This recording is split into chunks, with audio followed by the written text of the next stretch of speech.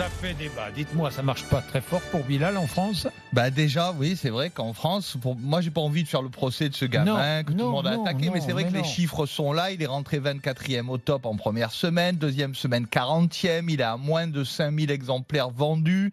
Au top single, qui est le top des titres, son titre au roi est 124e en téléchargement. Il n'est pas classé en streaming. Enfin, on a un baromètre quand même déjà en France. Donc en France, les Français le soutiennent moins que ce qu'on pourrait croire. Bon, il faut absolument qu'il gagne. Hein, bah ouais, il faut être derrière lui. Sinon, il va passer.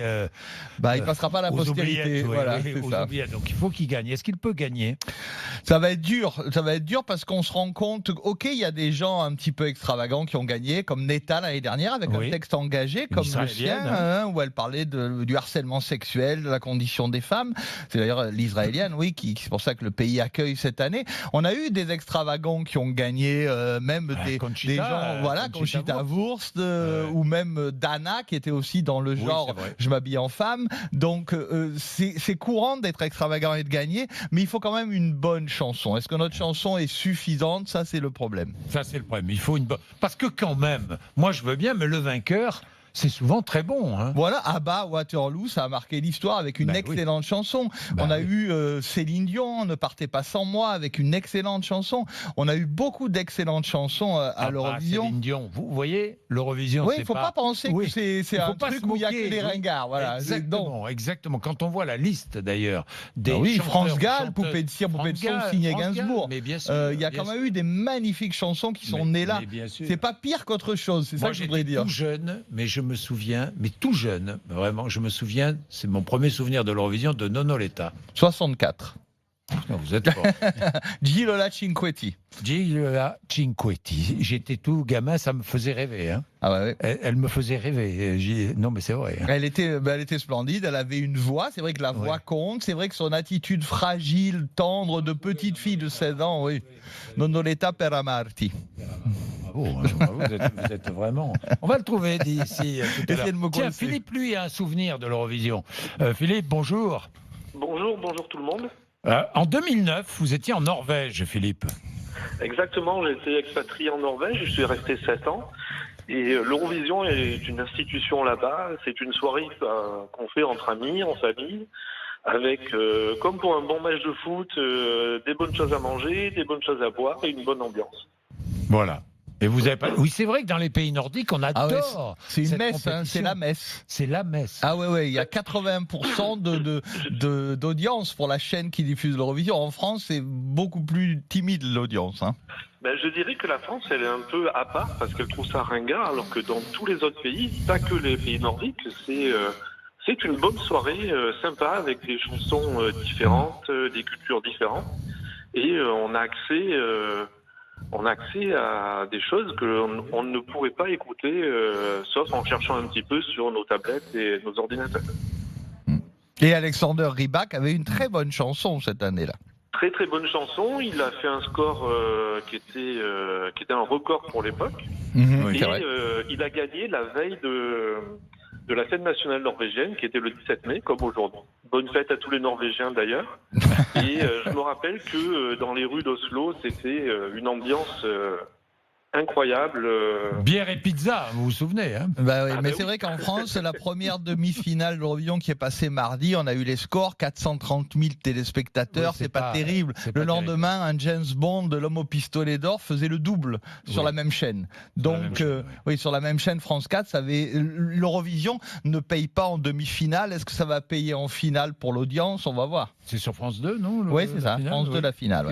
Non, j'allais dire, moi, je ne suis pas capable de citer un représentant français de l'Eurovision sur les 15 dernières années, à part peut-être Sébastien Tellier, si je ne dis pas de bêtises.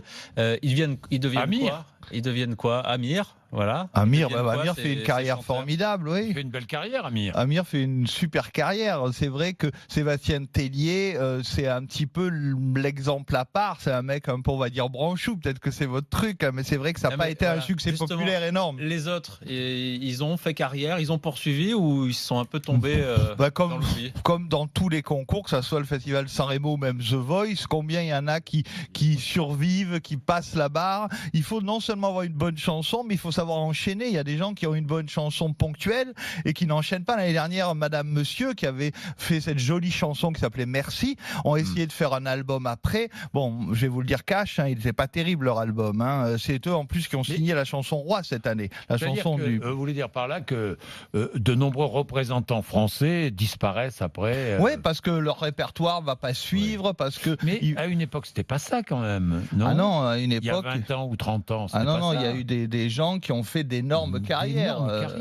Même si, c'est vrai, France Gall n'avait pas débuté là. Souvent, on dit elle a débuté là. Non, elle avait débuté 1 an et demi avant. Donc, Françoise Hardy, qui a fait l'Eurovision, avait débuté aussi avant.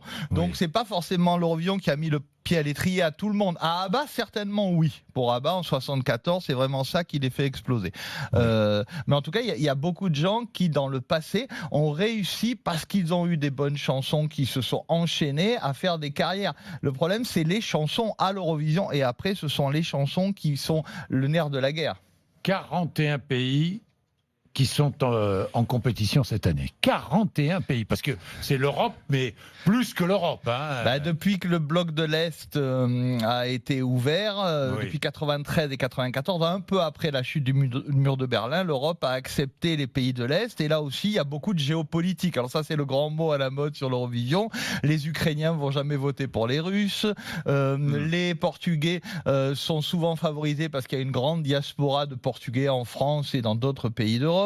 C'est vrai que tout ça, ça compte au-delà de la chanson, mais il y a 2 ans, quand on a vu le petit Portugais Salvatore Sobral gagner, c'était une chanson dépouillée, sans artifice, un garçon qui arrivait tout seul sur scène avec sa fragilité, son émotion, et il a tout raflé face à des tas de trucs choubidouap. Il n'y a pas que le choubidouap qui marche à l'Eurovision. Oui, non, mais je comprends très bien. Moi, je comprends très bien. On a tous des souvenirs de l'Eurovision. Vous avez, sinon, vous avez un vieux souvenir ou pas, non? Et vous Chloé, non. Pas vraiment. Chloé, l'oiseau et l'enfant, quand même, Marie-Myriam. Marie-Myriam, mais 1977. Bravo, ouais. 77. Depuis 1977, aucune victoire française. Non, et une chanson qu'elle avait quand même enregistrée en 5 ou 6 langues. Elle l'a fait. Oui, parce qu'à l'époque, à l'Eurovision, quand on gagnait, on faisait le tour du monde et on enregistrait dans toutes les langues. Donc il y a une version allemande, il y a une version italienne, une version espagnole, on faisait ça. Et même, il faut savoir qu'ABBA, Waterloo, ça existe en français. Oui. ABBA enregistré Waterloo, oui, Napoléon perd la guerre. Ça commence comme ça. Le texte. Napoléon perd la guerre. Ah bon, d'accord. On apprend des quantités. Vous devriez chercher Waterloo en français, le passé, vous verriez. Oui, d'accord. Bon, il est déjà 8h20. Vous êtes... Vous entendez ?